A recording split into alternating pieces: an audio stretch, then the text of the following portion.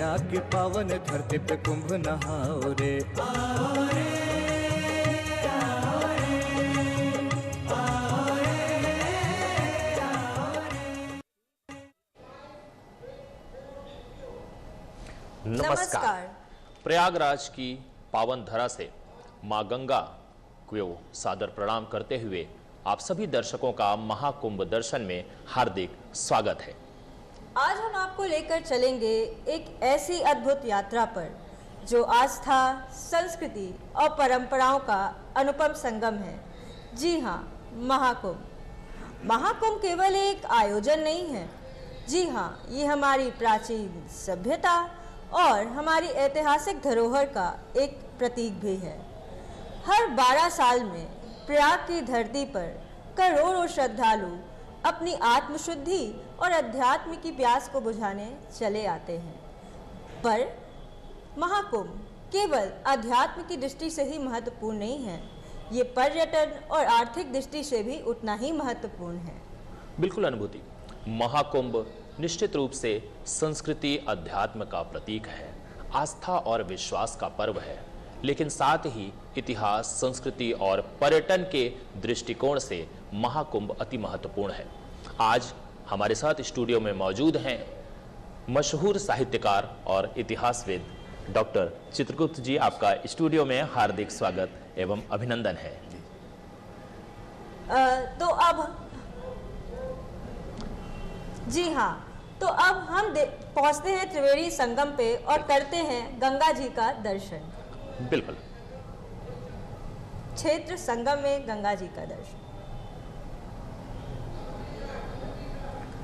आप देख रहे हैं ये बच्चे पिता, भाई और अपने परिवारजनों के कंधों पर चढ़कर मां गंगा की पावन त्रिवेणी को स्नान करने के लिए संगम नोच पर पहुंच चुके हैं। विश्व भर से आने वाले श्रद्धालु, तीर्थयात्री पतित पावनी, सुरदायिनी सलिल मां गंगा के स्नान के लिए यहां पर आए हुए हैं। आप देख सकते हैं कि एक जन समूह चला आ रहा है, ये जन सैलाब उमड़ता चला आ रहा है। महाकुंभ धीरे धीरे आगे बढ़ रहा है। हम सब झूसी क्षेत्र, संगम क्षेत्र की ओर हैं। आप देख सकते हैं ये लोक संस्कृति, लोक परंपरा कैसे किन किन स्वरूप में भारतीय संस्कृति के विविधताओं का ये स्वरूप हम देख रहे हैं। यही है भारतीय संस्कृति, यही है महाकुंभ। जनमानस स्नान कर रहा है, अपने बच्चों को, अपनी नई पौध को, नई जनरेशन को, हमारी संस्कृति को परोस रहा है।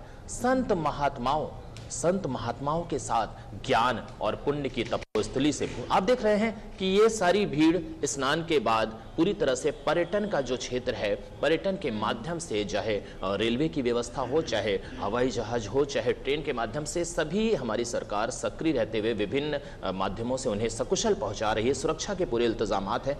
आप देखिए ये पूरी भीड़ ये जा रही है। ये झूसी का क्षेत्र है और यहाँ पर लगातार स्नानार्थी श्रद्धालु बढ़ते जा रहे हैं। प्रतिदिन जैसे जैसे अमावस का वक्त आ रहा है, कहते हैं ना कि जन कवि कैलाश जी ने कहा है, चला घूमी आई अमौसी का मेला, चला घूमी आई अमौसी का मेला, एहू हाथे झोरा, अहू हाथे झोरा, बगल में बोरी, कान्हे पे बोरा। तो ये जो वास्तव में ये जो संस्कृति है, ये जो लोक है, ये परंपरा है, ये किसी एक समुदाय का नहीं है, ये हमारी भारत का, हमारी माटी का मेला है, जिसे महाकुंभ के नाम से जानते हैं। आप देख रहे हैं कि पूरा प्रशासन किस तरीके से सक्रियता से किसी भी गाड़ियों को अंदर नहीं आने दे रहा है। एक तरफ रंग बिरंगे गुब्बारे भी दिख रहे हैं और बच्चों के लिए ये खेल खिलौने की भी व्यवस्था है। निश्चित रूप से यह मेला पूरे विश्व भर का सबसे बड़ा मेला इसीलिए कहा जाता है, जहां पर धर्म है, संस्कृति है, जहां पर एक तरफ चूल्हे का धुआं उठ रहा है और जहां एक तरफ अखाड़ों से जो बाबा सन्यासियों के तब का धुआं है। यही तो है महाकुंभ,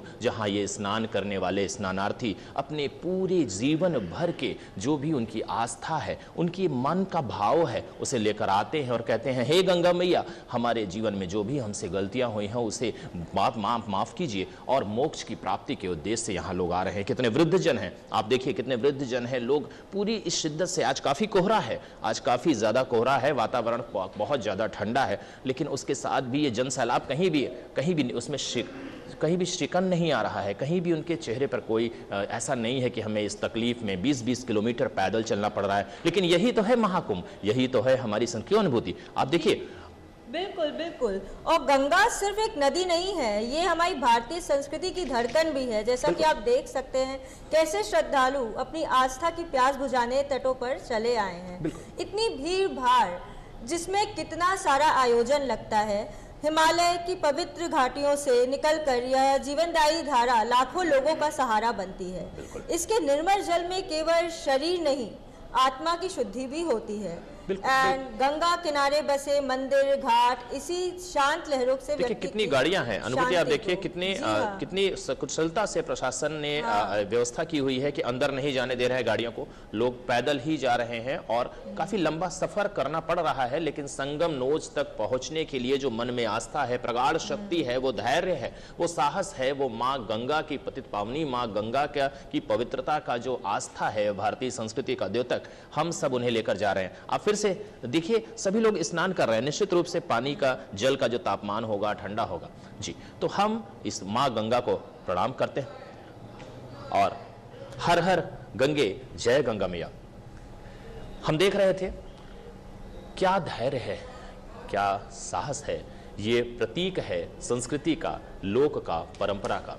अभी मैंने कहा कि चला घूमी आई अमौसी का मेला, निश्चित रूप से ये पंक्तियां आज सदियों से कैलाश गौतम जी ने जो कही थी, आने वाले अमावस के मेले में पूरा विश्व एकजुट होकर पूरी तैयारी के साथ चला आ रहा है। हमारे साथ स्टूडियो में मौजूद हैं डॉक्टर चित्रगुप्त जी। मैं चाहूंगा कि आप के दृष्टिकोण से, आप बुंदेलखंड क्षेत्र से यहाँ पर जुड़े हुए हैं। चित्रगुप्त जी आप निश्चित रूप से इतिहासविद भी हैं और बहुत ही साहित्य में आपकी मजबूर पकड़ है, लेकिन बुंदेलखंड जिस क्षेत्र से, जिस मिट्टी से आप हैं, वो संस्कृति के लिए जानी जाती है, लोक के लिए, परंपरा के लिए। तो आप जरा मुझे हमारे दर्शकों को बताएं कि क्या महत्व है महाकुंभ का आपके दृष्टिकोण में। देखिए, महाकुंभ पूरे विश्व का सबसे बड़ा पर्व के रूप में उभर के सामने आ रहा है और हमेशा रहा जी। इसमें हमें सबसे बड़ी बात ये होती है कि पूरे देश का जो सबसे पुराना धर्म है, पुरानी संस्कृति है, उसके अनुयायी और उनकी रक्षा करने वाले हमारे साधु संत यहाँ जिनको उनके दर्शन करने को मिलते हैं, इनके अखाड़ों के दर्शन करने को मिलते हैं। जैसे अखाड़ा शब्द हम लोग इस्तेमाल करते हैं, एक दौर आप वैदिक काल में आप पहुंचते हैं। वैदिक काल में ऋषि मुनियों के आश्रम हुआ करते थे। हम भगवान राम के समय में पहुंचते हैं, तो भगवान राम ने भी आश्रम में ही अपनी शस्त्र विद्या का को सीखा उन्होंने। भगवान कृष्ण ने भी शस्त्र विद्या सीखा। उस दौर में भगवान ऋषि विश्वामित्र हुए, द्रोणाचार्य हुए, ये भी संत तो थे ही, और साथ ही साथ अस्त्र शस्त्र की शिक्षा भी दिया करते। बिल्कुल बिल्कुल। तो एक जब 9वीं सदी में, 8वीं सदी में जब एक समय आया कि बाहरी आक्रमणों से देश की रक्षा भी करनी है, साथ ही साथ इस संस्कृति की रक्षा करनी है, तो आदि गुरु शंकराचार्य ने 10 नामी एक पूरा एक संगठन बनाया। 10 नामी संतों का, उनके 10 नाम दिए, उसमें गिरी पुरी प्रमुख रूप से थे। और उन्हीं अखाड़ों को, उन्हीं अखाड़ों, उसके बाद से ये अखाड़ा शब्द का एक परंपरा में आया।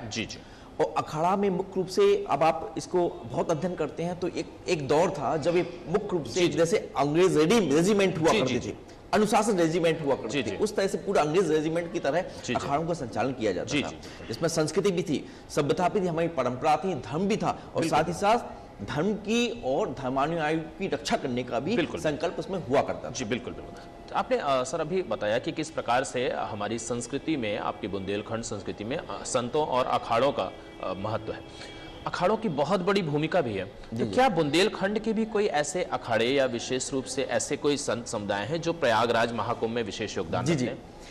एक बुंदेलखंड में, अब आप बुंदेलखंड का, चाहे वो मध्य प्रदेश का हिस्सा हो चाहे उत्तर प्रदेश, लगभग सभी गांव में एक एक गद्दी, जिसे गद्दी कहते हैं, उन संतों की गद्दी बनी हुई थी। 18वीं सदी यानी 1750 के दशक में एक बहुत बड़े नागा सन्यासी हुआ करते थे, निबाणी अखाड़े के, जिनका नाम राजेंद्र गिरी हुआ करता था। उनका मुख्य अखाड़ा झांसी, बुंदेलखंड की झांसी जिले में एक कस्बा है मोठ, वहां पे उनका एक अखाड़ा हुआ करता था। और उन्होंने आसपास के 144 गांव को एक सूत्र में बांटते हुए एक नागा, एक गुसाई, एक राज्य स्थापित किया। और वहां पे उन्होंने एक गढ़ी को भी निर्मित करवाया। उनका उस दौरान उनको बुंदेलियों के जो उनके प्रशासक थे प्रताप शाह जूदेव, उनको भी वो उनको सहयोग कर रहे थे।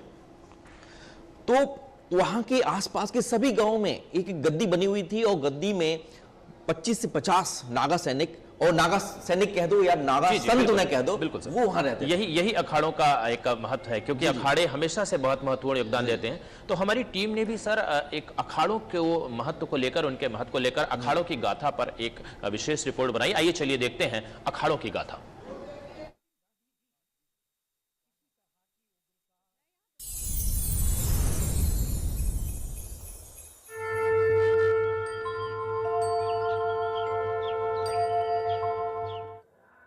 आनंद अखाड़े का इतिहास, आनंद अखाड़े की परंपराएं, आनंद अखाड़े के संस्कार।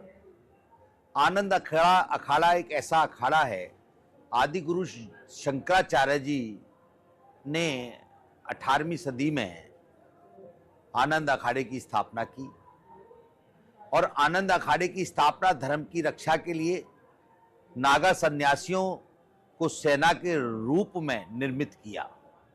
नागा सन्यासियों को शस्त्र और अस्त्र दोनों की शिक्षा से युक्त किया। नागा सन्यासियों की एक सेना गठित की, और उस सेना का लक्ष्य ये था कि धर्म की रक्षा करनी है। धर्म पर जब भी कभी कोई विपत्ति आएगी, धर्म का कोई विरोध करेगा, धर्म के ऊपर कोई आरोप प्रत्यारोपण करेगा, तो उससे नागा सन्यासियों को धर्म की रक्षा करनी है। यदि युद्ध भी करना पड़े तो युद्ध भी करना पड़ेगा। और ऐसा समय भी आया कि मुगलों के साथ नागा अखाड़े के नागा सन्यासियों ने, आनंद अखाड़े के जो नागा सन्यासी हैं, जो तप से, ज्ञान से, वैराग्य से अपने जीवन को एक तपेश्वरी संत के रूप में स्थापित करते हैं, उन्होंने मुगलों से कई बार युद्ध भी किया, धर्म की रक्षा भी की। आनंद अखाड़े का आचरण एक श्रेष्ठ सन्यासी तैयार करना है। आनंद अखाड़े का लक्ष्य समाज की सेवा करना है। आनंद अखाड़े का लक्ष्य है कि प्रत्येक व्यक्ति शिक्षित हो, और जो हमारे अखाड़े में सन्यासी तैयार हों वो 4 वेद को के जानकार हों, 6 शास्त्र के जानकार हों, और नागा सन्यासी शस्त्र और अस्त्र के जानकार हों। जब भी कभी ज्ञान युद्ध हो तो हमारे सन्यासी वहां भाग लें, और अपने ज्ञान के द्वारा, अपनी वाणी के द्वारा, अपने विवेक के द्वारा समाज को एक नई दिशा दें।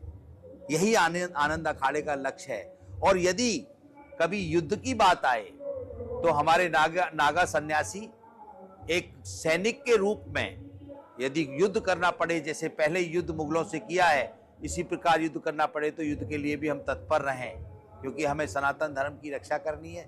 यही हमारा दायित्व है, यही हमारा लक्ष्य है। सनातन क्या है? आनंद अखाड़े के आचार्य होने के नाते मैं ये समाज से कहूंगा, संपूर्ण सृष्टि में जो प्रकाश देने वाली शक्ति है, सूर्य नारायण, वही सनातन है। क्योंकि सूर्य से ज्ञान की उत्पत्ति होती है, सूर्य से अस्तित्व की उत्पत्ति होती है, और सूर्य से व्यक्तित्व की उत्पत्ति होती है। अस्तित्व और व्यक्तित्व यदि आपका एकाग्रता में आ जाए, अस्तित्व और व्यक्तित्व आपका अपने आप में महत्वपूर्ण बन जाए, तो आप ज्ञानी बन जाएंगे, योगी बन जाएंगे, परंपराओं का निर्वाह करने लगेंगे, परंपराओं को समझने लगेंगे और आचरणों का पालन करने लगेंगे। तो आनंद अखाड़ा समाज को ये संदेश देता है, कोई भूखा ना रहे। इसलिए मैं आचार्य होने के नाते मैंने अपने दिल्ली वाले आश्रम पर बालकानंद रसोई का निर्माण किया है। वो रसोई के द्वारा अस्पतालों में भोजन बांटा जाता है, गरीब झोंपड़ियों में भोजन बांटा जाता है। मैंने अपनी संस्था के द्वारा डॉक्टरों की फीस देना प्रारंभ किया है। जो गरीब बच्चे हैं वो डॉक्टरी करना चाहते हैं, परंतु फीस के अभाव के कारण वो डॉक्टरी नहीं कर पा रहे, तो वो डॉक्टर बन जाएं। तो हमारी संस्था ने 44 डॉक्टर अभी तक बनाए हैं। हमारी संस्था इंजीनियर भी बना रही है। तो ये आनंद अखाड़े के कार्य हैं जो सामाजिक दृष्टि से समाज को एकजुट करते हैं और समाज को एकाग्रता में लाते हैं। समाज का प्रत्येक व्यक्ति शिक्षित हो, यही आनंद अखाड़े का लक्ष्य है। अगर समाज का प्रत्येक व्यक्ति शिक्षित हो जाएगा तो भारत का विकास होगा और भारत की उन्नति होगी और भारत विश्व गुरु बनेगा। इस समय वर्तमान में जो कुंभ मेला हो रहा है इस कुंभ मेला में बहुत तप करते हुए हमारे नागा सन्यासी हिमालय से यहाँ आए हुए हैं। यदि उनकी आप दिनचर्या को देखेंगे, उस दिनचर्या में उनके तप को देखेंगे, तप के साथ उनकी प्रार्थना को देखेंगे, प्रार्थना के साथ उनकी उपासना को देखेंगे और उपासना के साथ उनकी साधना को देखेंगे। ये उपासना, प्रार्थना और साधना आपको प्रेरणा देंगी कि जिस लक्ष्य से आप खोज रहे हैं, जिस लक्ष्य को अपने जीवन काल में, वो लक्ष्य आपको सामने प्रतीत होगा, खड़ा दिखाई देगा और उनका आशीर्वाद, उनका तप आपको उस लक्ष्य तक जाने में हेल्प करेगा, सहयोग करेगा और आप उस लक्ष्य को प्राप्त करके समाज की सेवा कर सकेंगे। यही आनंद अखाड़े का लक्ष्य है। आनंद अखाड़ा शस्त्र की विद्या इसलिए देता है, जब भी कोई व्यक्ति हमारे धर्म पर आक्रमण करे तो हम अपने धर्म की रक्षा के लिए उसे पीछे ढकेल सकें, पीछे हटा सकें और अपनी रक्षा कर सकें, अपने धर्म की रक्षा कर सकें, अपनी संस्कृति की रक्षा कर सकें। और रक्षा वही कर सकता है जो शस्त्रों का जानकार होगा। शस्त्र इसलिए आनंद अखाड़ा नागा सन्यासियों को शस्त्र विद्या भी प्रदान करता है, शास्त्र विद्या भी प्रदान करता है, अस्त्र विद्या भी प्रदान करता है और मंत्रों की शक्ति भी प्रदान करता है कि मंत्रों का अनावरण करने से, मंत्रों का उच्चारण करने से भी हम लोग अपने धर्म की रक्षा कर सकते हैं। जब भी कभी धर्म पर कोई विपत्ति आएगी तो हमारे नागा सन्यासी युद्ध के लिए भी तैयार रहेंगे, अपनी रक्षा करने के लिए तैयार भी रहेंगे और समाज की रक्षा करने के लिए तैयार रहेंगे।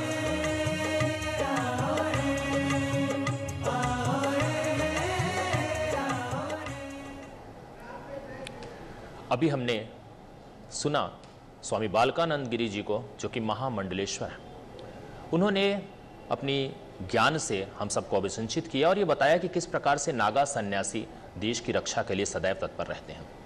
अनुभूति, मैं चाहूंगा कि आज हमारे इस पूरे आयोजन में पर्यटन का बहुत बड़ा योगदान है। हाँ। पर्यटन किस प्रकार से हमारी भारतीय संस्कृति को और महाकुंभ को प्रभावित करता है और अर्थव्यवस्था को मजबूत करता है, तो हमारे एक्सपर्ट से आप इस पर जानिए कि उनका क्या दृष्टिकोण है।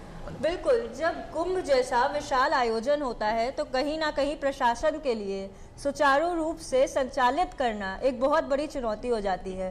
तो मैं सर आपसे जानना चाहूँगी कि जो हमारा महाकुंभ पर्यटन है, अब वो किस प्रकार से आर्थिक दृष्टिकोण से भी इसके इम्प्लीकेशंस होते हैं। देखिए मैडम, आपने देखा होगा पूरे कुंभ क्षेत्र में उत्तर प्रदेश, मध्य प्रदेश और देश के सभी राज्यों ने अपने स्टॉल लगाए हैं। उन्होंने अपनी पर्यटन प्रदर्शनी लगाई है। उन्होंने अपने जो ज्ञात, अब अल्प ज्ञात, प्रसिद्ध जितने भी पर्यटन स्थल हैं उनका एक प्रदर्शनी के रूप में उसको उन्हें वर्णन कर रखा है, स्टॉल लगा रखे हैं, ब्राउजर वो दे रहे हैं मुफ्त। ऐसे निःशुल्क पर्यटक जो निकल रहे हैं, श्रद्धालु आ रहे हैं, उनको ब्राउजर भी दिया जा रहा है।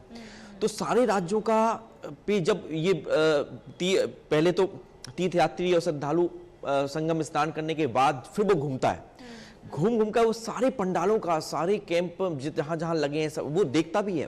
तो आप सोचिए कि यदि त्रिपुरा का व्यक्ति है या पश्चिम का व्यक्ति उत्तर प्रदेश के टूरिज्म के उस पर जाएगा, उत्तर प्रदेश दर्शन मंडपम में टूरिज्म में बना रखा है, उसमें जाएगा तो वहां 12 सर्किट उत्तर प्रदेश पर्यटन विभाग के ने पूरे यूपी को 12 सर्किट में बांटा है।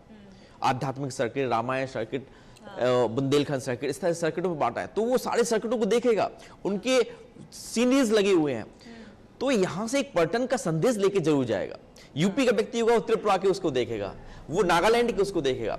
अभी नागालैंड वालों ने अपने जो वेशभूषा है वो भी रखी है, लोग उसको पहन करके सेल्फी ले रहे हैं। तो पूरे देश की संस्कृति को, साथ ही साथ सबसे बड़ी पर्यटन का बहुत पर्यटन के लिए बहुत तेजी से इसमें बूम अप होने वाला है कुंभ के वजह से, महाकुंभ की वजह से।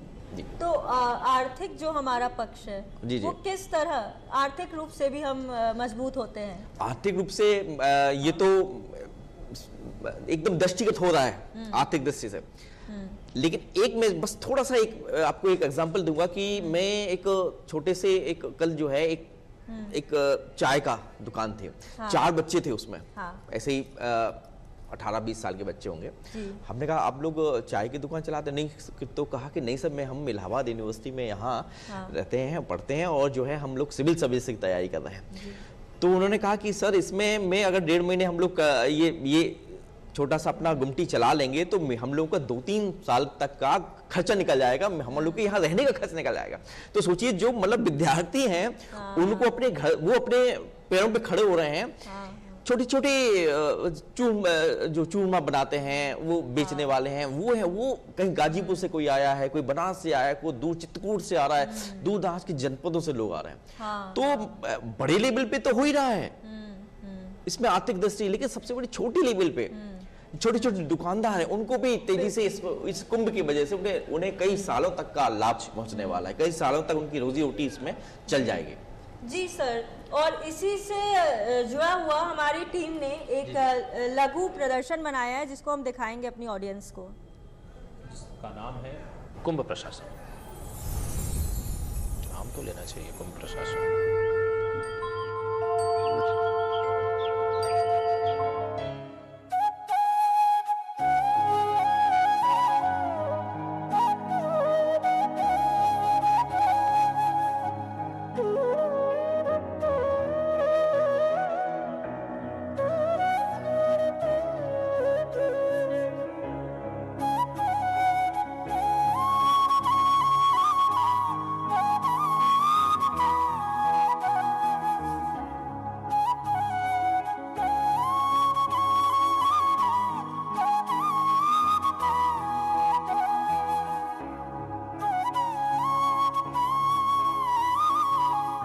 महाकुंभ मेला प्रयागराज 2025 एनडीआरएफ ने बहुत ही बड़े पैमाने पर यहाँ पर तैयारियाँ की हैं। पिछले 3 महीने से हम यहाँ पर जो नाविक लोग हैं उनसे संपर्क कर कैपेसिटी बिल्डिंग उनका कर रहे थे। यहाँ पर आने वाले जो श्रद्धालु हैं उनके बीच में कम्युनिटी अवेयरनेस प्रोग्राम चला रहे थे। साथ में यहाँ पर जो तैनात जितने भी सुरक्षा बल हैं उनकी भी ट्रेनिंग की जिम्मेवारी एनडीआरएफ पर थी, जिससे कि एनडीआरएफ विभिन्न आपदाओं में हमारी जो सुरक्षा एजेंसियां हैं उनका क्या रोल हो सकता है इसके बारे में, और हमारे काफ़ी बारीकी से एक प्रोग्राम बनाया था जिस प्रोग्राम के तहत उनको ट्रेन किया गया। उसी का नतीजा है जो आप यहाँ देख रहे हैं कि यहाँ पर आप देखिएगा जो बोट का संचालन हो रहा है उसमें अधिकतर लोगों ने सेफ्टी जैकेट पहनी हुई है। ये सेफ्टी जैकेट और जो लाइफ जैकेट पहनने का नाविकों को समझाया गया और उसका एक बहुत ही सकारात्मक परिणाम आपके सामने है कि यहाँ पर अधिकतर लोग इस लाइफ जैकेट को पहन रहे हैं। इसी क्रम में हमने नाविकों को यहाँ पर, जो कि अधिकतर नाविक वैसे ही स्वभावतः अपने प्रोफेशन को लेकर अच्छे तैराक होते हैं, तो उनको उसमें भी कि किस तरीके से अगर किसी व्यक्ति को डूबने की कोई घटना हो जाए या कोई और इस तरीके की पानी में वाटर इमरजेंसी के लिए कोई परेशानी होती है तो उनको कैसे फर्स्ट एड दिया जाए, ये भी हमने उनको सिखाया है कि वो हमारे साथ कंधे से कंधा मिलाकर एक फोर्स मल्टीप्लायर के रूप में हमारे साथ काम कर सकें। यहाँ पर तैनात जितने भी सुरक्षा एजेंसियाँ हैं, ख़ास तौर से मेले में जो पुलिस बल तैनात हैं, उनका भी बहुत बड़े पैमाने पर यहाँ पर ट्रेनिंग एक्टिविटी किया गया। हमने स्वयं अपने गोताखोरों को और जो यहाँ हमारे रेस्क्यूअर्स तैनात होने वाले थे उनके भी काफ़ी बृहद रूप से हमने कार्यक्रम चलाए। इसके अलावा क्योंकि मेले में पूरे भारतवर्ष से अलग अलग अंचलों से अलग अलग भाषा के लोग यहाँ पर एकत्र होते हैं, तो किस तरीके से सेंसिटाइज किया जाए, तो यहाँ पर हमने बिहेवियरल साइंस को लेकर भी यहाँ पर Tata institute of social services ने यहाँ क्लासेस चलाई थी, तो हमारे सभी रेस्क्यूअर्स ने उसको ज्वाइन किया। जहाँ तक ऑपरेशन की बात है तो ऑपरेशन को लेकर यहाँ पर हमारी 65 से 70 के बीच में बोट तैनात हैं, जो कि जो संगम क्षेत्र है उसको काफ़ी बड़े रूप में हम लोग कवर कर रहे हैं। संगम से लेकर जो गंगा पट्टी, यमुना पट्टी, यहाँ पर भी हमारी काफ़ी तैनाती है। इसके अलावा जो CBRN इमरजेंसी को लेकर यहाँ पर विशेष 4 टीमें तैनात की गई हैं जो पूरे शहर को और मेला क्षेत्र को कवर कर रही हैं। इसके अलावा हमारे पास CSSR की भी यहाँ पर टीम्स मौजूद हैं, और हम यहाँ fire and emergency services department और इसके अलावा जो मेला पुलिस है, मेला प्रशासन है, उसके साथ हमने आपस में समन्वय के साथ में टीमों को तैनात किया है और किसी भी चुनौती से निपटने के लिए यहाँ पर हम तत्पर हैं। जैसा कि आपने अभी 1-2 दिन पहले ही देखा था, एक यहाँ पर फायर का इंसिडेंट हुआ था, तो उसमें fire and emergency department, NDRF और जो अलग हमारी और जो सिस्टर एजेंसीज थी, उन्होंने मिलकर यहाँ एक बहुत ही अच्छे तरीके से इस चुनौतीपूर्ण कार्य को अंजाम दिया। तो ये दर्शाता है कि आपस में जो हमने यहाँ पर ट्रेनिंग किया था, आपस में हमने जो यहाँ मॉक एक्सरसाइज की थी, आपस में जो हमने रिहर्सल किए थे, तो उनका एक ये बहुत ही सकारात्मक परिणाम निकल कर आया है।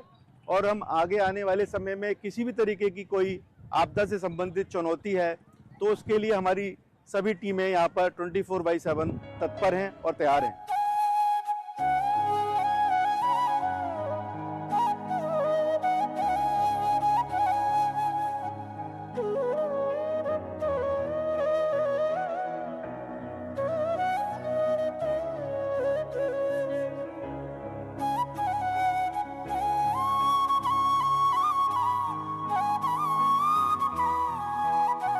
धरती पे कुंभ नहाओ रे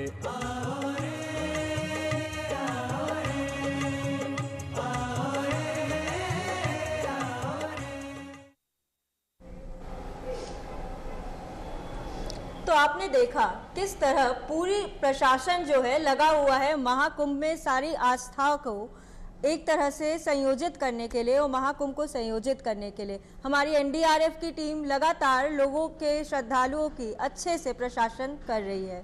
पर प्रियांशु जी, मैं आपसे जानना चाहूंगी, ये तो बात हो गई प्रशासन की, इसके अलावा महाकुंभ अपने आप में एक रहस्यमय चीज भी है और अपने आप में कुंभ कई रहस्यों को बिल्कुल संजोता अनुभूति, है। इस पे सही आपका कहा। क्या कहना है? हमारे साथ एक्सपर्ट हैं और हम उनसे जरूर चाहेंगे। देखिए होता क्या है कि हम देखते हैं ये महाकुंभ में कई स्टेक होल्डर्स हैं, श्रद्धालु हैं, यात्री हैं, कल्पवासी हैं, लेकिन मुख्य जो आधार है वो है हमारे साधु सन्यासी। उनके विविध स्वरूप हैं, अगर उसमें हम प्रवेश करते हैं तो काफ़ी बड़ा विषय है, लेकिन हम इस विषय पर हमारे एक्सपर्ट से जानना चाहेंगे सर कि जो साधु सन्यासी हमारे इस यहाँ पर आते हैं, लेकिन इसके बाद ये कहाँ चले जाते हैं? ये कुंभ में ही दिखते हैं, एक काफ़ी भारी मात्रा में होते हैं, इनका यहाँ के बाद ये कहाँ चले जाते हैं और फिर कभी दिखते नहीं? इस पर आप प्रकाश डालिए। देखिए, ये प्रश्न कई बार जिज्ञासुओं के मन में उठता है कि सन्यासी, संत, साधु लोग यहाँ आते हैं, उसके बाद वो जाते कहाँ हैं? देखिए, पूरे देश में प्रत्येक गांव में कोई न कोई आश्रम बना हुआ है, कोई अखाड़ा बना हुआ है, कोई सन्यासियों की गद्दी बनी हुई है। उस गद्दी में 5 से 6 ब्रह्मचारी भी होते हैं, लगभग, कहीं कहीं बहुत ज़्यादा भी हो जाते हैं, और आसपास के गांव के कुछ गृहस्थ संत भी होते हैं जो गेहुआ वस्त्र हमेशा धारण करते हैं और सद आचरण अपना करते हैं। इसके अलावा जो हमारे तपी होते हैं, अत्यधिक तप करने वाले ब्रह्मचारी लोग होते हैं, नागा सन्यासी होते हैं, वो अपने ऐसे आश्रम में जाते हैं जो लोगों के जनजीवन से थोड़ा सा दूर एकांतवास उनका होता है, चाहे वो पहाड़ों पे हो, चाहे हिमालय पे भी होते हैं। इसके अलावा जहाँ जहाँ बुंदेलखंड में ढेर सारे पहाड़ हैं, उनकी गुफाओं में आज भी संत लोग अपनी तपस्या कर रहे हैं। तो ये ऐसे सारे सन्यासी अपने अपने उन गंतव्यों में पहुँच जाते हैं जहाँ पे उनका जो ईश उपासना उनकी हो रही है। और जब कुंभ होता है तो एक कुंभ का एक हमारा सदियों पुराना जो परंपरा है, उस परंपरा को निर्वहन करने के लिए सबसे और यहाँ के पुण्य लाभ लेने के लिए सारे सन्यासी अपनी कंदराओं से, अपनी गुफाओं से, अपने उन गांव-गांव में बने हुए आश्रमों से, अखाड़ों से निकल करके कुंभ आते हैं। तो भारी संख्या में हम लोगों को यहाँ दिखते हैं। और जैसे ही कुंभ का अवसान होगा, कुंभ, तो उसका सारे संत अपने अपने उन गंतव्यों पर वापस पहुँच जाते हैं। तो बिल्कुल आपने सही बताया कि साधु सन्यासी यहाँ आते हैं और किस प्रकार से अपने स्थान पर उन स्थानों के बारे में आपने जिक्र किया, बहुत महत्वपूर्ण जानकारी है। लेकिन इसके साथ एक आप बुंदेलखंड की संस्कृति से जुड़े हैं और बात हो रही है पर्यटन की, तो बुंदेलखंड की संस्कृति से क्या, हमारे महाकुंभ से ऐसे क्या साधु सन्यासी कुछ हैं या उनके कुछ वहाँ स्थान हैं जो यहाँ से जाते हैं और हमारे अखाड़ों में उनकी महती भूमिका हो? जी, मैं इसके लिए आपको ले चलता हूँ 18वीं सदी में। मैंने अभी आपको एक नाम दिया था राजेंद्र गिरी जी का, महानेवाड़ी अखाड़े के नागा सन्यासी थे।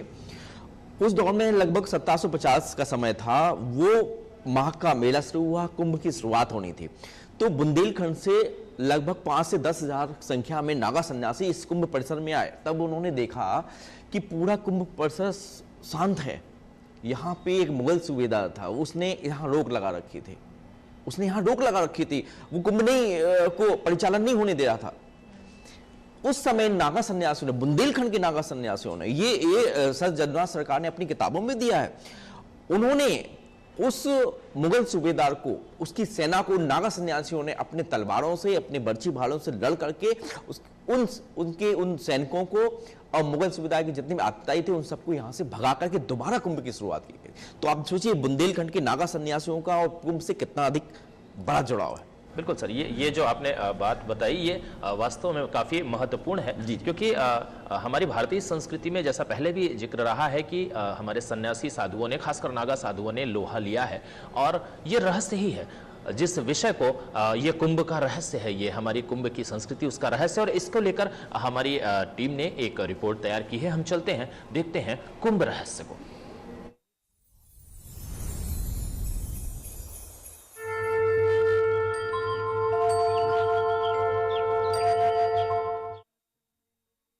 नमामि गंगे स्वपाद पंकजं सुरासुरेवन्दित दिव्य रूपं मुक्तिं च दधासि नित्यं भावानुसारे न सदा नराणाम्।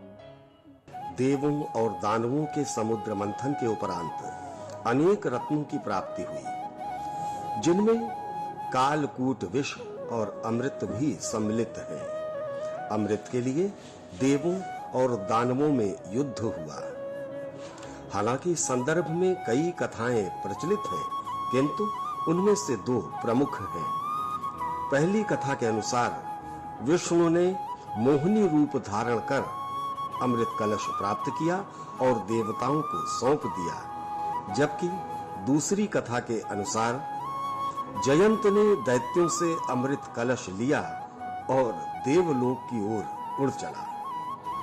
इसी प्रक्रिया में अमृत की कुछ बूंदें कलश से छलक गईं और भारत भूमि पर 4 स्थानों पर जा गिरी। ये स्थल हैं हरिद्वार, उज्जैन, नासिक और प्रयागराज। इस कारण ये तीर्थ अमृतमय हो गए। कुंभ में 3 ग्रहों की प्रधानता होती है। सूर्य, चंद्रमा और गुरु की विशेष स्थिति में स्नान, ध्यान, दान, पूजा पाठ इत्यादि का उपक्रम श्रेष्ठ कर्म माना जाता है, और सुयोग यदि कुंभ पर्व का हो तो कहना ही क्या। भारतीय सनातन दर्शन और परंपरा सबसे प्राचीन है। पूरा विश्व शांति की तलाश में भारत की ओर ही निहारता है। भारत भूमि पर आकर उन्हें शांति का अनुभव होता है। अनेकानेक विदेशी इसी शांति की प्राप्ति के लिए हमारे देश भारत आते हैं।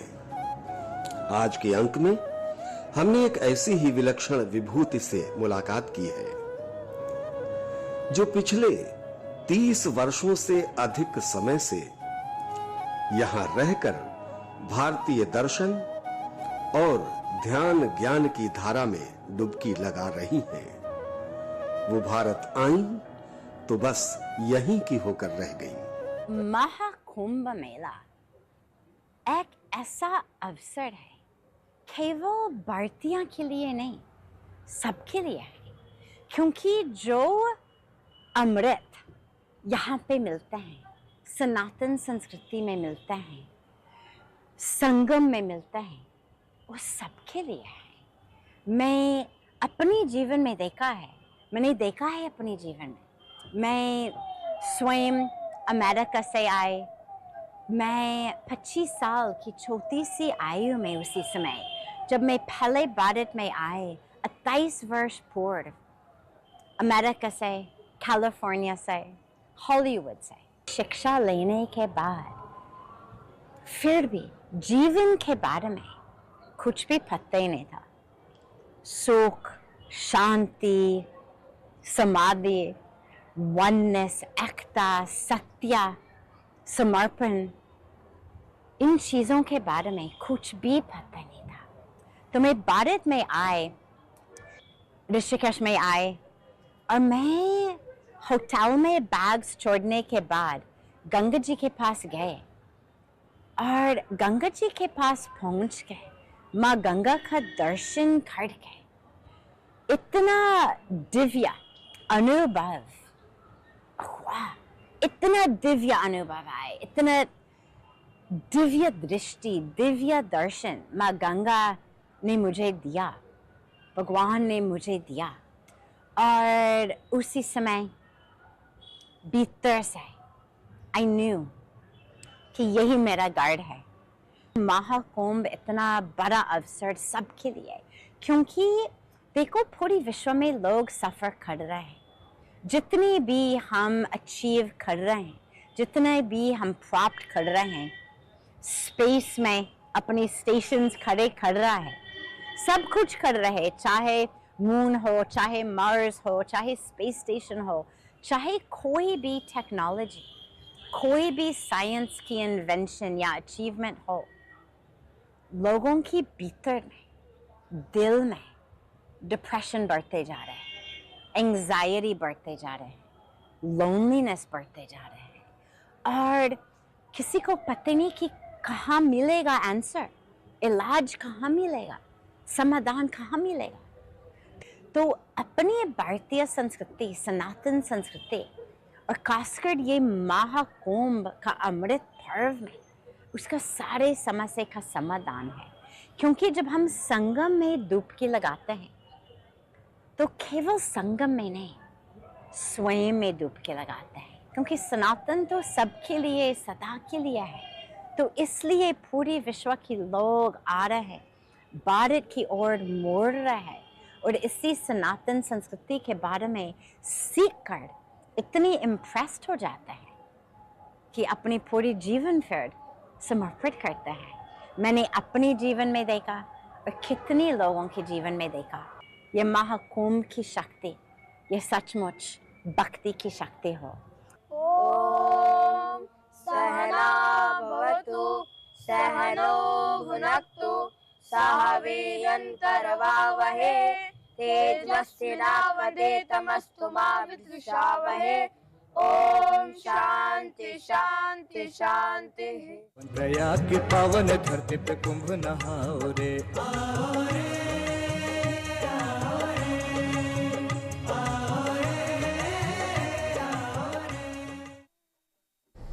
ओम शांति शांति शांति।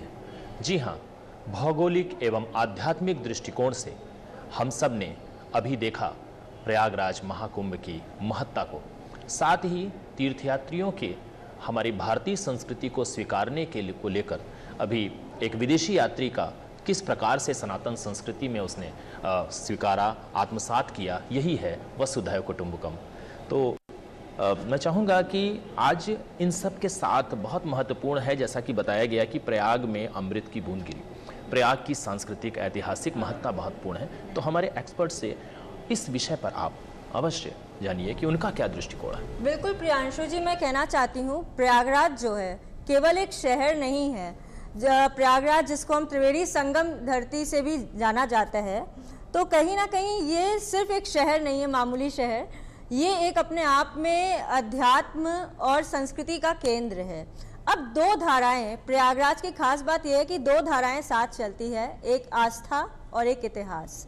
तो सर, मैं आपसे जानना चाहूँगी कि प्रयागराज का धार्मिक महत्व क्या है, आप हमारे दर्शकों को बताइए।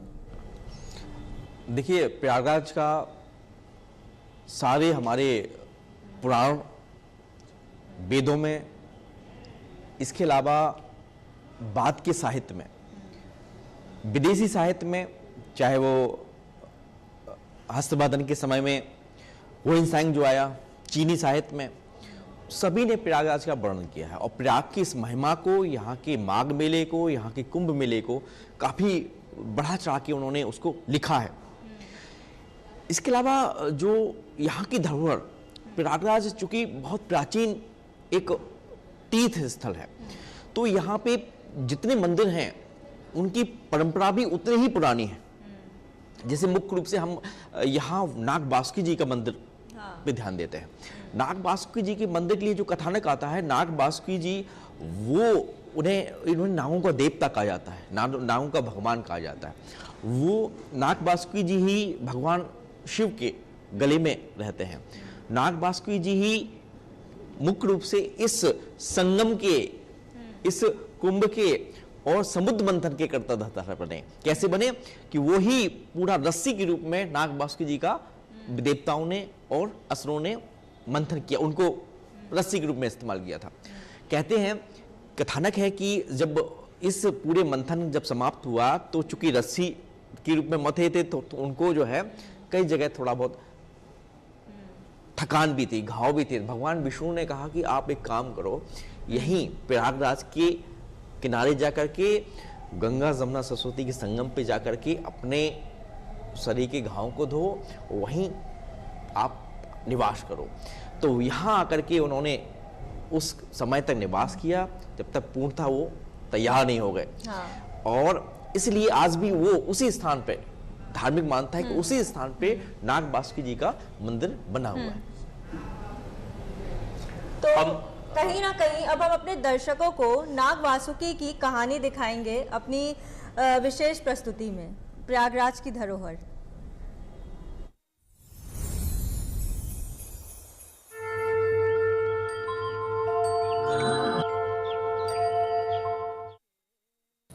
महाकुंभ 2025 144 वर्षों के बाद यह महायोग इस कुंभ को और भी गौरव प्रदान करता है।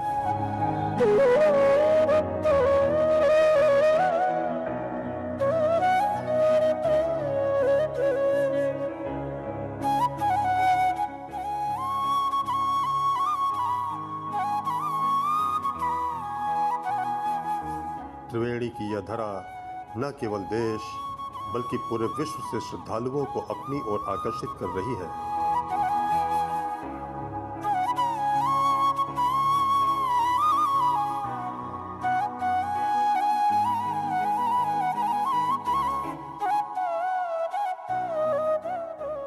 प्रयागराज की इस धरा पर अनेक पुरातन काल के प्राचीन मंदिर और धरोहर, जिनकी शोभा इस विशेष योग में और भी बढ़ रही है।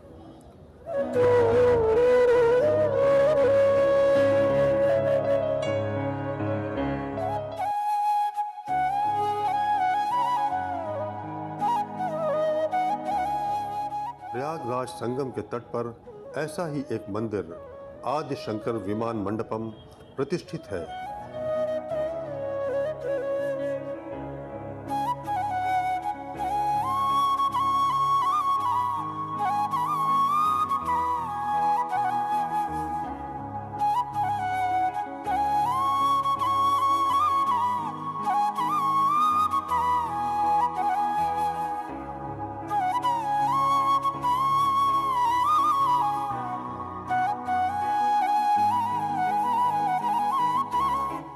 यह 3 तलों का एक अद्भुत मंदिर है, जिसके प्रथम तल पर कामाक्षी देवी की स्थापना है।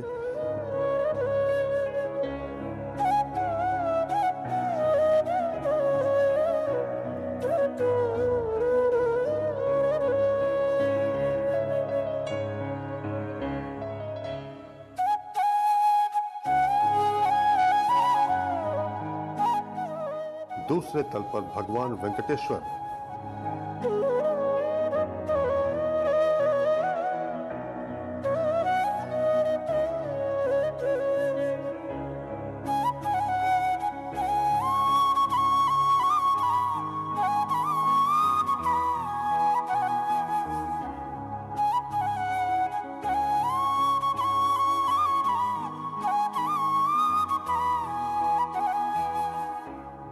तथा तृतीय तल पर सहस्त्र लिंगम की स्थापना है।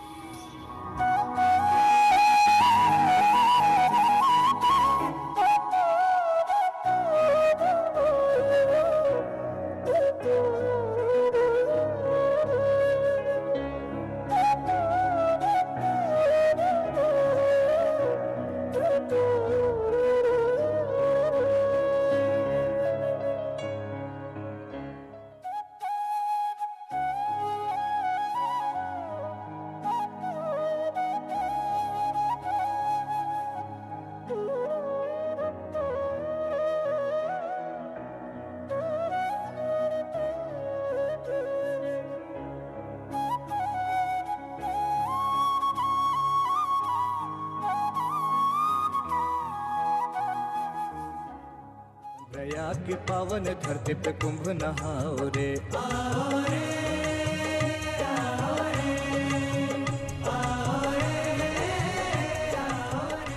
शंकर, तो जैसा कि आपने अभी देखा, कहीं ना कहीं शिव विमान मंदिर को और किस तरह हमारे ये प्रयागराज की धरोहर है। प्रियांशु जी, मैं आपसे जानना चाहूंगी कि किस तरह ऐसी धरोहरें हमारी बना रही हैं। जी अनुभूति जी, ये जो हमने तस्वीर देखी, ये दक्षिण भारतीय कला का, संस्कृति का प्रतीक है, जो कि बंधुआ हुए लेटे हुए हनुमान जी के ठीक बगल स्थित है, जिसे शंकर विमान मंडपम नाम से जानते हैं।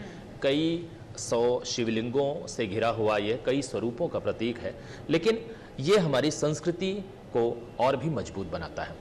जब बात संस्कृति की आती है, लोक की आती है, परंपरा की आती है, तो हमारे साथ बुंदेलखंड जैसे पवित्र स्थल से हमारे साथ आज हम मौजूद हैं, जो कि लोक संस्कृति के लिए जाना जाने वाला क्षेत्र है। पूरे देश में बुंदेलखंड भारतीय संस्कृति सभ्यता का प्रतीक है। तो हम लोक से कैसे दूर हो सकते हैं? लोक संस्कृति जो हमारे इस पूरे महाकुंभ को महत्वपूर्ण बना रही है। तो आप जरा हमारे दर्शकों को मैं चाहूंगा प्रकाश डालिए कि बुंदेलखंड का, भारतीय लोक संस्कृति का हमारे महाकुंभ में और इस पूरे सनातन संस्कृति में क्या प्रभाव है। देखिए, बुंदेलखंड में आज भी उनके गांव में, उनके कस्बों में, यहाँ तक कि उनके शहरों में भी बुंदेलखंड की लोक संस्कृति जो आज से 1000 साल पहले या 2000 साल पहले थी, आज वही है। सबसे महत्वपूर्ण बात, बुंदेलखंड के हर एक त्यौहार, किसी भी त्यौहार के लीजिए, उस हर त्यौहार का एक लोक गान है, हर त्यौहार का एक लोक नृत्य है। जैसे इस समय माघ का समय चल रहा है, इस समय बुंदेलखंड के प्रत्येक गांव के जो शिव जी का मंदिर होता है, उस मंदिर पे या हनुमान जी का मंदिर होगा, राम जी का मंदिर होगा, वहाँ लमटेरा गाया जाता है।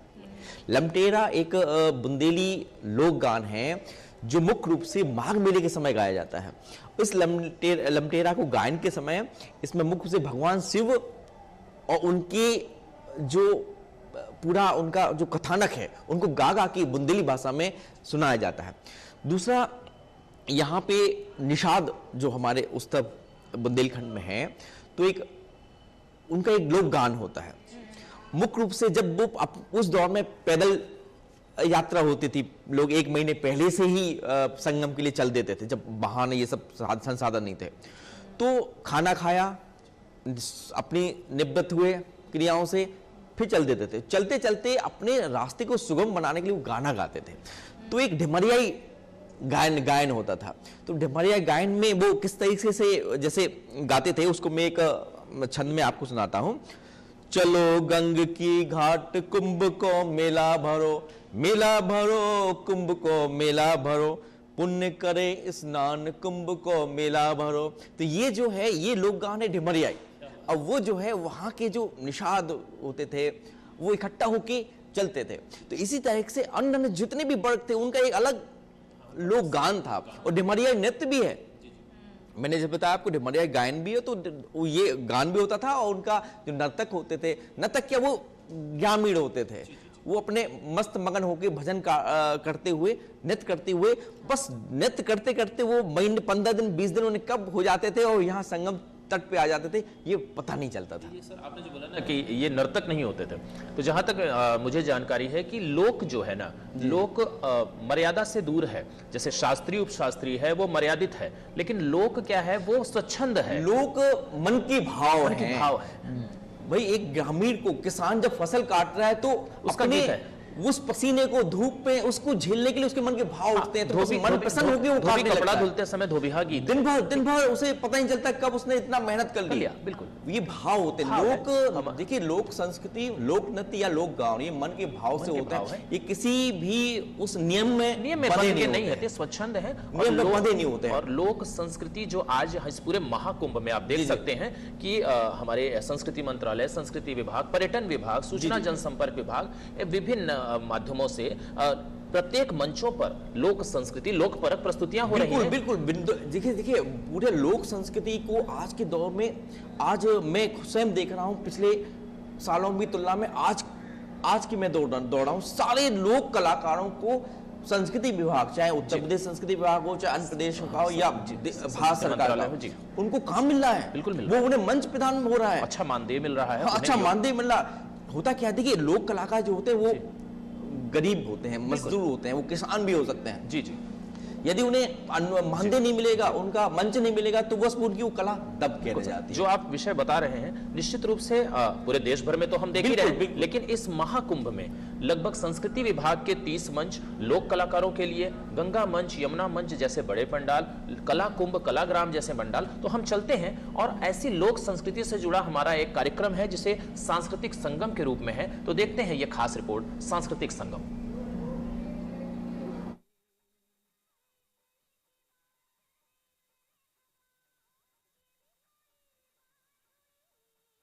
तो लीजिए, हम आपके समक्ष प्रस्तुत करने जा रहे हैं पंचम वेद अर्थात नाट्य शास्त्र में वर्णित समग्र विश्व का सर्वप्रथम नाटक समुद्र मंथन।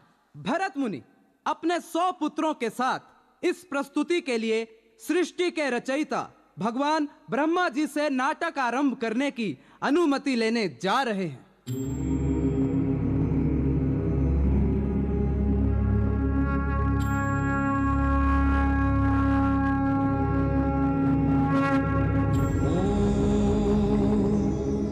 वेदात्मने विद्महे हिरण्यगर्भाय धीमहि तन्नो ब्रह्मो प्रचोदयात् तन्नो ब्रह्मो प्रचोदयात्।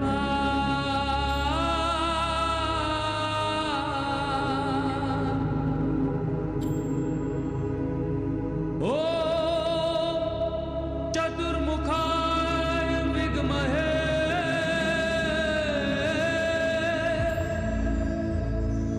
कमण्डलुधराय धीमहि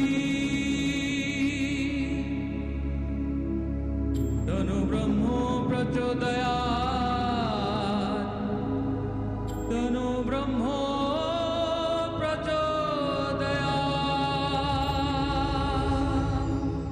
हे सृष्टि के रचयिता ब्रह्मा जी, आपके आदेशानुसार मैंने अपने 100 पुत्रों के साथ मिलकर नाटक तैयार कर लिया है।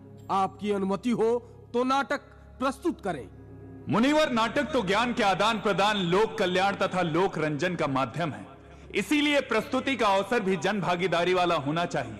इंद्र ध्वजोत्सव मना रहे हैं। ध्वजोत्सव? देव और दानवों में युद्ध हुआ था।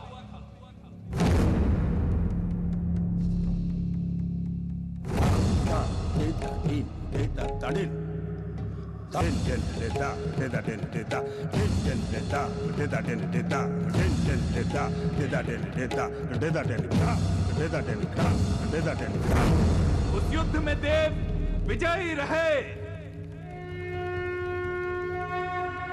देवराज इंद्र की जय, देवराज इंद्र की जय, देवराज इंद्र की जय। इंद्र दानवों पर अपनी विजय का ध्वजोत्सव मना रहे हैं। इस उत्सव में भाग लेने के लिए पहुंचेंगे सभी देवी देवता। इंद्र ध्वजोत्सव का अवसर इस नाटक के मंचन का सर्वोत्तम अवसर होगा। मुनिवर, जैसी देव की आज्ञा। इस नाट्य प्रस्तुति के लिए इससे सुंदर अवसर तो कोई हो ही नहीं सकता। स्मरण रहे, इस नाटक का मंचन ब्रह्मांड में प्रथम बार हो रहा है। इसमें देवों के साथ साथ दैत्यों की भी सहभागिता हो, इसीलिए उन्हें भी इस नाटक में सम्मिलित किया जाए। तो चलिए प्रथम अनुमति देवराज इंद्र से प्राप्त करते हैं। ओम इंद्राय नमः। ओम देवाधिदेवाय नमः। देवराज इंद्र की जय, देवराज इंद्र की जय, देवराज इंद्र की जय। हे देवेंद्र, सृष्टि के रचयिता ब्रह्मा जी की अनुमति ले मैं अपने 100 पुत्रों के साथ आपके समक्ष अपने नवीन रूपक के साथ उपस्थित हुआ हूँ। आपकी अनुमति हो तो आज के ध्वजोत्सव में अपने रूपक की प्रस्तुति करूं। अति उत्तम मुनिवर, आपके रूपक की प्रस्तुति से हमारा आज का उत्सव विशिष्ट हो जाएगा। रूपक तो हर प्रकार के भाव, अवस्थाओं और लोक व्यवहार का अनुकरण करने वाला होता है। वेद विधाओं और इतिहास गाथाओं की परिकल्पना करते हुए लोगों का मनोरंजन करने का इससे प्रभावी माध्यम नहीं है। साथ ही उन्हें उनके दुखों से मुक्ति मिले, इससे उत्तम भला क्या होगा। हे देव, यदि आपकी अनुमति हो तो मैं देवताओं सहित दैत्यों को भी मंचन देखने हेतु आमंत्रित करना चाहता हूँ। इसमें पूछना कैसा मुनिवर, देवताओं, दैत्य, दानवों सहित समस्त चराचर को आमंत्रित कीजिए आज के इस मंचन में। जैसी देव की आज्ञा।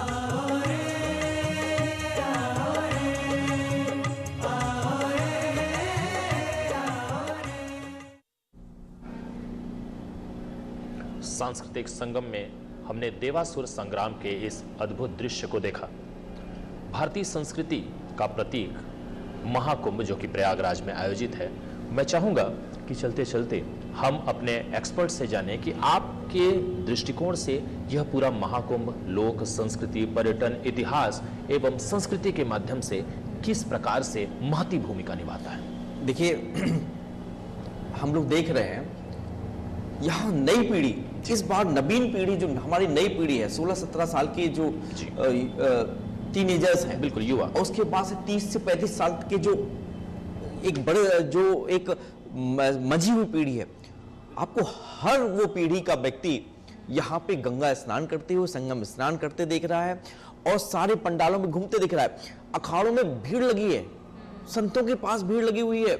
आप जो लोग वाद्य यंत्रों के वो कला कुंभ में लगाए गए हैं उनको देख रहे हैं, नई पीढ़ी के, आप उससे सेल्फी ले रहे हैं।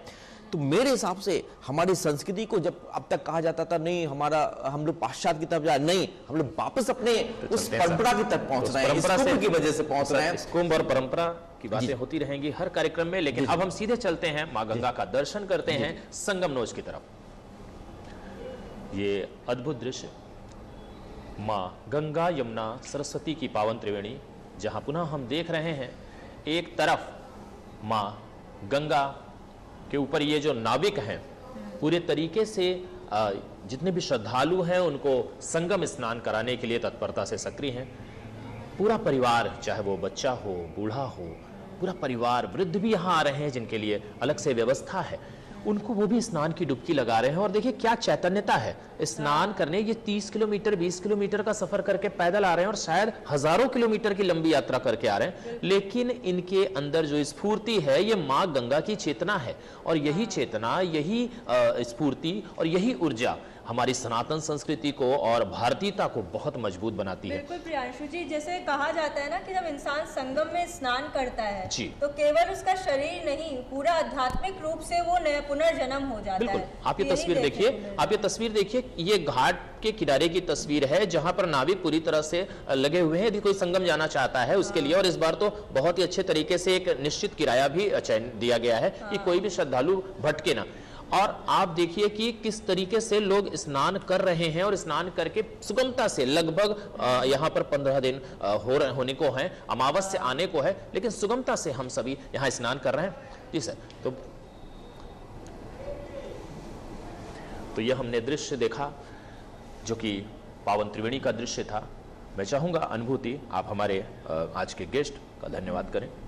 बिल्कुल सर, पहली बात तो बहुत बहुत धन्यवाद हमें इतनी जानकारी देने के लिए हमारे दर्शकों को। कहीं ना कहीं महाकुंभ अपने आप में एक अनुभव है और आपने जो आज हमें बताया, हमारे दर्शकों ने आपको सुना होगा तो अपने आप उन्होंने अनुभव किया है उस पूरे महाकुंभ दर्शन का। और हमारे कार्यक्रम का भी कहीं ना कहीं यही मकसद रहता है। तो आपको बहुत बहुत धन्यवाद।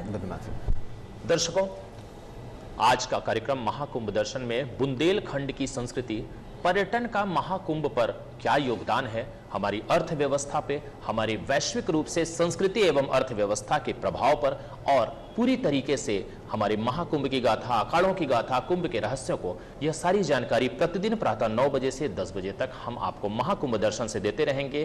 तब तक के लिए हम आपको आभार व्यक्त करते हुए सादर प्रणाम करते हैं, बोलते हैं गंगा मैया की जय।